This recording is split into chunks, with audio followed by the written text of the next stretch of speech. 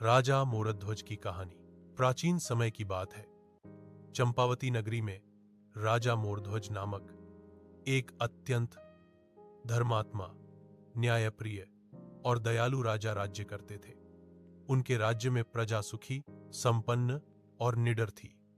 राजा मोरध्वज भगवान श्री कृष्ण के परम भक्त थे।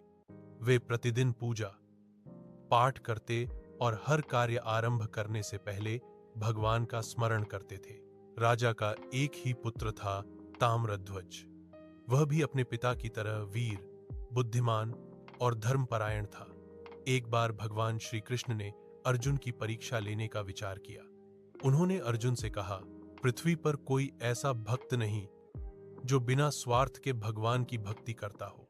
अर्जुन ने कहा कि राजा मोरध्वज सच्चे भक्त हैं। तब श्री कृष्ण ने कहा, चलो उनकी भक्ति की परीक्षा लेते हैं। भगवान श्री कृष्ण और अर्जुन ब्राह्मण वेश में मोरध्वज के महल पहुंचे।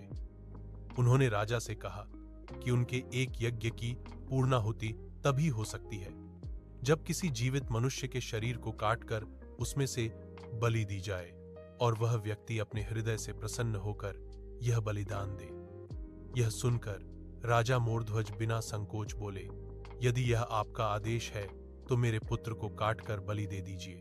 राजा ने अपने पुत्र ताम्रध्वज को बुलाया और सच्चाई बताई। पुत्र ने भी बिना भय के कहा, पिता, यदि यह धर्म का कार्य है तो मेरा जीवन अर्पित है। रानी भी आंसुओं के साथ सहमत हो गई। तब राजा ने स्वयं अपने हाथों से पुत्र के शरीर को काटना शुरू किया। वह कार्य अत्यंत दर्दनाक था, परंतु किसी के चेहरे पर भय या क्रोध नहीं था, केवल भगवान के प्रति श्रद्धा थी। जब राजा पुत्र का सिर काटने ही वाले थे, तभी श्री कृष्ण और अर्जुन अपने वास्तविक रूप में प्रकट हुए। भगवान ने प्रसन्न होकर कहा, राजन, तुम सच्चे भक्त हो। तुम्हारी भक्ति, प्रेम और त्याग अतुलनीय है। भगवान ने ताम्रध्वज को पुनः जीवित कर दिया और आशीर्वाद दिया कि तुम्हारे नाम का कीर्तन करने से लोगों के सारे पाप नष्ट होंगे। राजा मोरध्वज की यह कथा सिखाती है कि सच्ची भक्ति में त्याग, विश्वास और समर्पण का महत्व सर्वोपरि है। भगवान की कृपा उन पर सदैव रहती है जो उनके प्रति निष्ठावान और निष्कपट होते हैं।